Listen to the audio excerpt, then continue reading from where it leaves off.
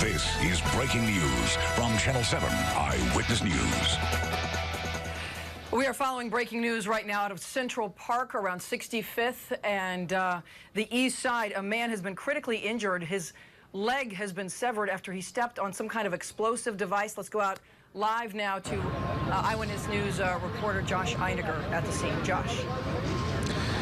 Yeah, Michelle, we've been here actually since this happened. We actually heard the explosion from a block away. We were about 2 blocks away covering a different story, and we came over here. First of all, let me show you what that is. That is a street called Park Drive. It runs up the extreme eastern side of Central Park from Grand Army Plaza at the corner of 59th and 5th. You're looking at the area of around 62nd or 63rd Street, and I think we have video that we can start showing you of that scene before they pushed all the public back, because they frankly do not know what they're dealing with.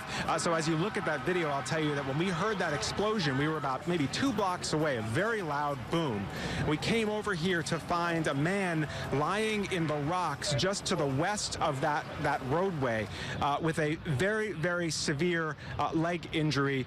He had been with 2 friends when they were in those rocks, and there was some sort of explosion, and his leg was severely injured. He was hospitalized about a half hour ago now. As now the bomb squad is on the scene with dogs and with other equipment. Right now, they have cordoned off an enormous part of Central Park as they try to figure out right now what exactly that was, and if it was some sort of device, what if there might potentially be others. Now, we don't know what it was at this point.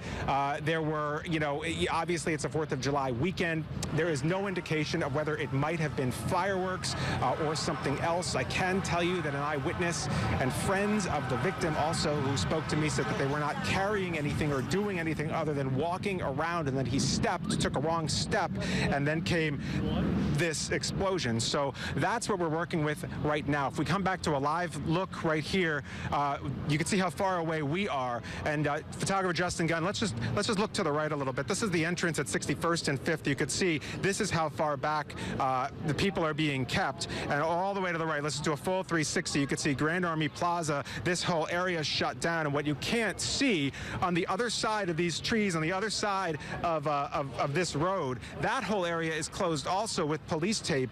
They've shut down an entire stretch of the park right now as they try to figure out what this was, because we really don't know. So that's the situation right now. We'll walk back over here and show you the live picture as the investigators, the bomb squad with dogs and various other devices right now trying to figure out what this was and if there's any more of it.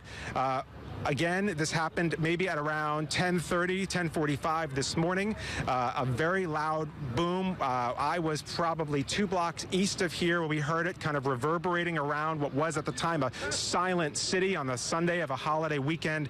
We came down to the park actually with some police officers who'd been at the location where I was on a different story, and there was a woman screaming, he has no leg.